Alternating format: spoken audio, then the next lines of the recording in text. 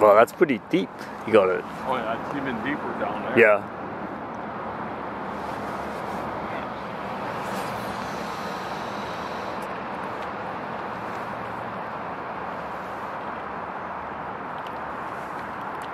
Oh, there's one. There's a whitefish. Yeah. I think so. Yeah, feels like it.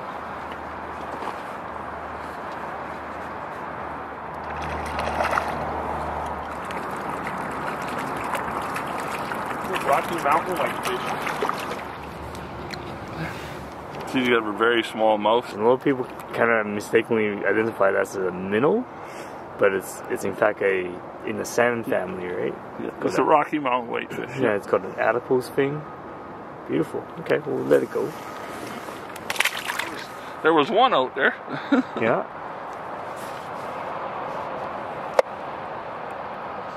Oh, yeah. Oh. Oh, you got another one. You think that's another whitefish? Yeah, it is. Yeah. You hit the cutties and you tell right away they got quite a head shape. Oh yeah, yeah. These whitefish, they're everywhere. I mean, they're all over the main stem, but there's certain places they seem to be more of them, and it's just comes down to a food source, eh? Yeah. And a lot of them do come into some of these side channels because there's a lot of chums spawning the side channels. Mm-hmm. You can just get that little hook in them, and that's it. See? Mm-hmm. Yeah. Yeah. Yep. There he goes. A lot of people, I mean, there are some people that do eat them because they smoke them, eh? I have tried them a couple, and they're not bad eating. It's just they got all these little bones in them. I don't know if I can cast that far, actually. That's pretty far. I didn't realize. Yeah, it is. And yeah. That's why sometimes I'll go around because I've caught them down in that bottom end over there too, and that's why I'll wait across. Yeah. Yeah. Wow. That's quite shallow in there, right? Yeah. But it says it tapers up to that side. Yeah. Lots of time they just like to live right in that kind of current of water there, right along that edge. Oh, there's another bite. Yep. Another fish. That feels heavier.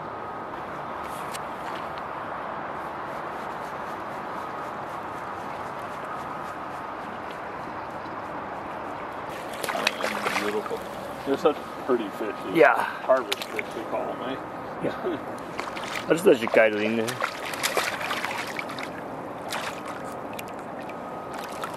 Oh, that's a beauty. That is a beautiful fish. And these wild, you can see the big adipose on them. There, you won't see any hatchery fish now because it's been, I think, 4 years or 5 years since we stocked hatchery fish. So.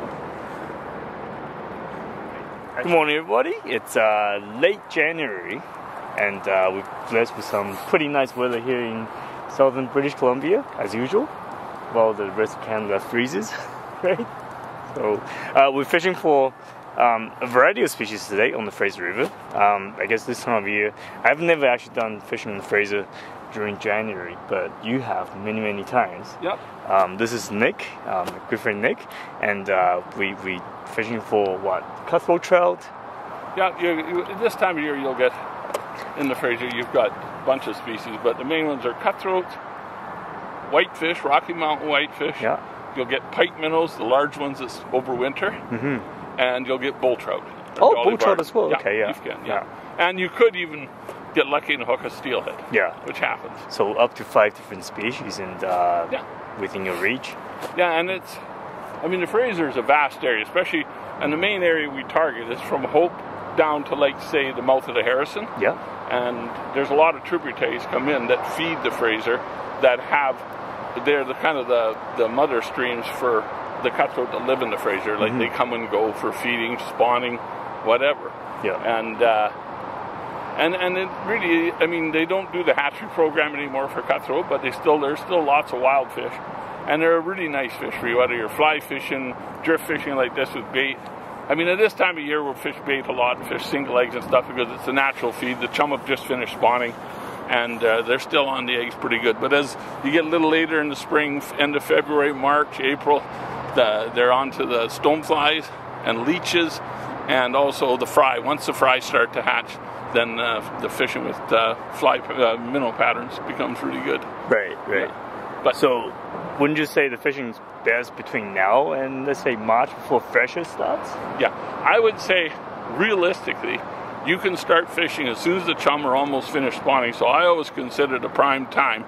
Like when the chum are right in thick spawning, they get kind of fussy because there's so much food. But once the chum die off, and so I consider December to March the prime time. Okay. Yeah. By far. And the fun part about being a diverse fishery is that you never know what you're going to get. Like we've been here for the last 20 minutes, and you caught 3 fish so far. Yeah. And 2 of them are whitefish and 1 is cutthroat. And every time that float goes down, you never know what you're going to get. That's right. And you will catch some large pike minnows this time of year. Yeah. And I mean, the juvenile pike minnow, the small ones, they've all migrated out last fall. They go back down to the estuary, I think, was where most of them go. Yeah. And then they migrate up again in like end of April and May. Mm-hmm. And I'm talking the chub, the pike minnows. There's a few other small species, of course. There's like red-sided shiners and what have you. Yeah. But you never see them at this time of year. Like if you catch a pike minnow at this time of year, it's going to be 1.5 pounds to 4 or 5 pounds. It's just, wow. Seems like the adults seem to stay in a lot of the big holes in the winter up here. Yeah. And this is just what you consider as a back channel of the Fraser, it's right? just another back channel. There's lots of back channels in the Fraser that hold these cutthroat, and the sloughs that come off them, like, Hope Slough, Mariah Slough, Nickaman, they've all got cutthroat, whitefish, all these species we just talked about. Great. Yeah. So there is lots of opportunity. It's just now with the access limited in the Fraser in a lot of places, so you have to walk a ways, but I mean, it's on these nice days, like you say, it's fun to do. Yeah, it is. Yeah. It's really peaceful out here. I mean, it is. Yeah, compared to the full river salmon fishing season. And even when you're fishing steelhead now, I mean, you go out there and some of the rivers are steelhead, and it's pretty busy. So sometimes you just want to take a day off and do something different. Yeah. And it's just another nice fishery that's available. Take a day off from fishing to go fishing. Yeah, sort of like that. Yeah. Okay, let's get another cast out. What size float is that? 20 gram? 20 gram. Yeah. The only reason I use the 20 is because I can put enough weight on it so I can cast to get it out there. Yeah. Yeah. So you reckon within the Lower Fraser cutthroats, they're kind of divided into many different subpopulations as well, and they all look morphologically, they'll look a little different. They'll be a little different, although they do mix a lot. Let's face it, when they go back and forth into the Fraser for food or for whatever, right? Mm-hmm. And they definitely all mix up out there. But when it comes to the spawning part, I mean, there are mainstream spawners too, because I've caught them right off the reds out there almost, and there are definitely some that stay in the main stem and spawn there, but a lot of. Oh, there's a bite. Yeah.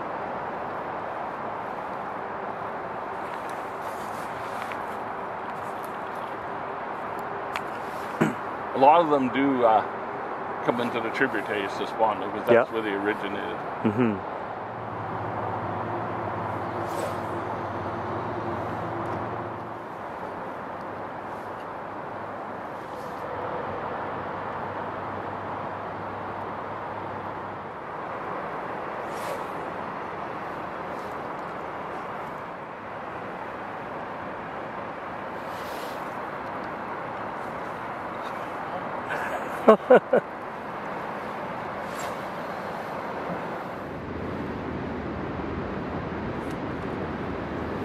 Oh, how did you miss that?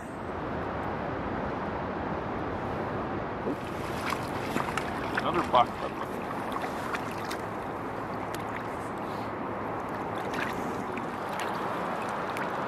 Come here.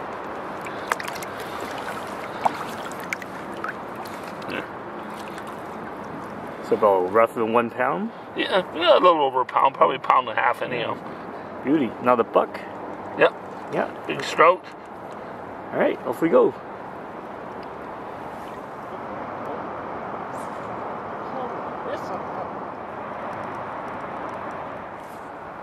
finally came back.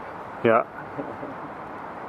So you reckon those bites and miss, those are cutthroats? I think right now most of them are, because when the cutthroats start to bite, the whitefish don't get a chance. Yeah.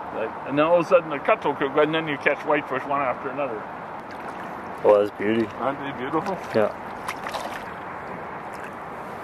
Any cutthroat you catch in the Fraser, or even these tributaries, if they're bigger than like 35 centimeters, 99% chance they're spawned. They're 3-year-olds. Okay. 3 to 4-year-olds. Yeah. Yeah. But they don't spawn until a bit.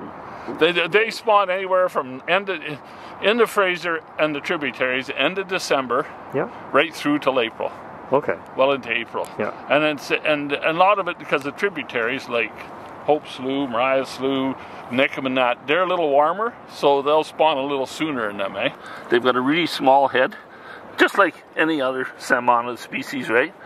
Yeah. And this female, you can see she's quite soft in the belly. Yeah. You know, and then that's her eggs in there. You can feel them there. She's quite a ways from spawning yet. She's probably 6 weeks at least. This water in here is probably only like 35 degrees, so yeah, it slows them down a bit.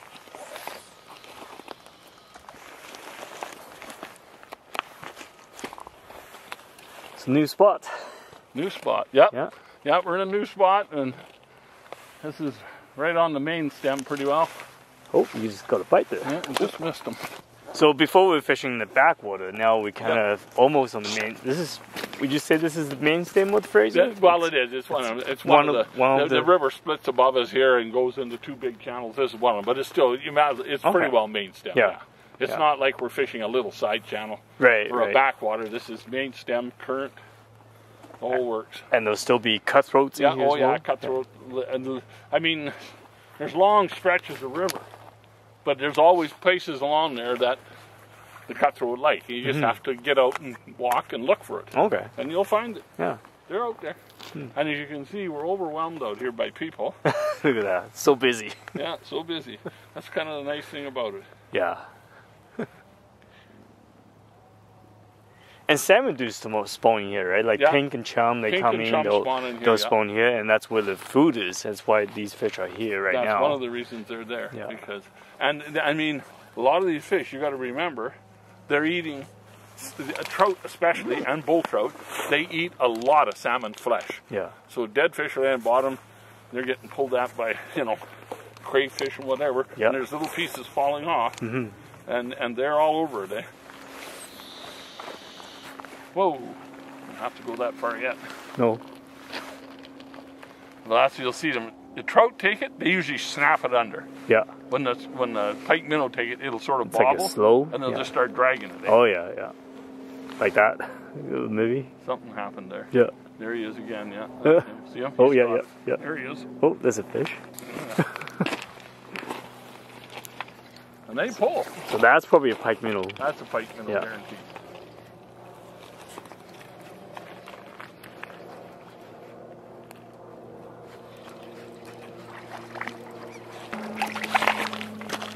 Well, we're not making fish balls today, so we're gonna let this one go.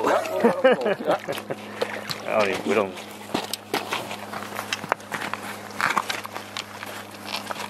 Nice and bright. Yeah. Oh yeah. They're actually, when you look at them, really, pike minnows. They're actually a nice looking fish, right? I think so. Look at the ones we caught in Cultus. Yeah. How nice they were. And as you can see, he wanted this. Yeah. Beauty. See, it's a hatchery fish, no adipose. No adipose, yeah, right. Right, yeah. Okay. We'll let it go. Yeah. Here you go, bud. Okay. Now it's your turn. Yeah. If I'm in your way, let me know. Oh, that's better. Okay, you got a bump. Yep, he's got it. You got him. Nope, you got him. Oh, yeah, you got him. Oh, he didn't even know he was hooked yet. There you go, get ready. Oh, you got him. Oh yeah, your dad would like this. Yeah.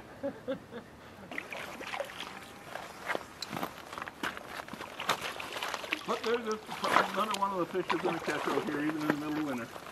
You just are. I mean, that's... Yeah. Nice to catch a fish. It's my first fish of the year.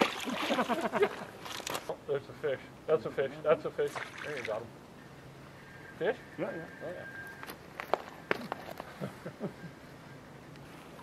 Nice looking fish, yeah. And of course, this water's really cold. They're more of a warm water fish. Yeah, yeah. They don't fight too much at this time. That's right, yeah. Yeah, beauty. Beauty? Yeah.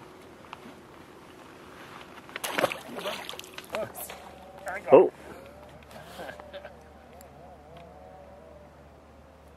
Oh. Catch and release.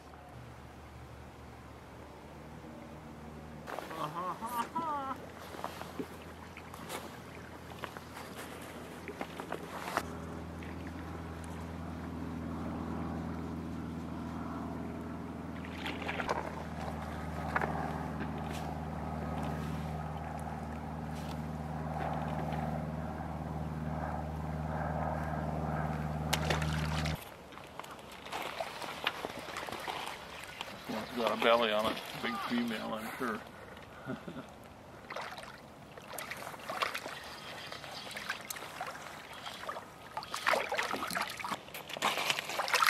Look at that thing. Look at the size of the mouth. It's a mouse. That thing's huge. Okay, there's definitely no shortage of fish over here. Some people might say it's the wrong species, but it's still pretty fun to catch. Well, it is. I mean, it's just something different to do when you go, and lots of times, I mean, fishing is just going out, and half of it's catching fish, but the rest of it is just the ambience of being out there. And yeah, I mean, look at this. How nice can this be on a day like this? I was just telling you that I should bring my kids down here, and this would be perfect. I mean, you got a open area where they can run around, they can do a bit of fishing. It's quite relaxing, and the family, you can bring a family down, have a picnic, and make a great day out of it. Oh yeah, and it's just a nice outing. I mean, sure, there's days with weather you're not gonna do a lot of fun, but when you get these nice days, especially in our area, the kind of weather we get, it's ideal for this. Yeah. And there's a pile of places on the river that you can go, just or in the sloughs, or in the creeks, the backwaters, whatever. I mean, you got to look for them a little bit, but you'll find them. Yeah. And like I said, there's plenty of fish. There's different types of fish. We talk about how there's pikeminnows right now, but there's also cutthroat, whitefish. And you mentioned that you caught a sucker before. A sucker. I caught a sucker here, and there's bull trout, and they all come up the possibly system. A steelhead as well. And you could hook a steelhead. Yeah, I mean, that's a possibility. Years ago, when the run of steelhead was much larger, there was a lot of steelhead, even in the Fraser we caught in the winter, but not so much anymore. No. There's still some, but it's more of a rarity right now. Yeah, great. And of course, getting out and getting around. But there's miles of beaches you can walk to and go fish. Yeah, definitely. Yeah, absolutely. And it's just worth it. And it's just another fishing opportunity that we have in the valley here that really more people should take advantage of. Yeah. Especially when you got kids in that too, because we're all brought up fishing with a bobber and a worm. I mean, when we were 6 years old, and this is where we fished here, and the sloughs and whatever. Yeah. And most fishermen, or a lot of the fishermen, that's how they get imprinted into fishing. Yeah, yeah. So you should do that. Get yourself a freshwater fishing license, coming out, bring a rod, reel, bait, and it's as simple as that. Yeah, once it gets a little warmer, then you can go more to artificials like flies and stuff. Yeah. Right now, the water being fairly cold, they're not inclined to chase too much. Because the temperature, their whole life their whole life cycle and system, period, is based on water temperature. Yeah. I mean, when the water's cold, they're not near as active. And when it warms up, if the water's 2 degrees and it goes to 4, that's monstrous to fish. I mean, you just had 100% increase in the water temperature. Yeah. So it doesn't seem like much, but to them it's a lot. It's a lot. Yeah, yeah. Huge difference. Perfect. Well, thanks for sharing the information with us and showing us some different kinds of fish today. And it's been a great day.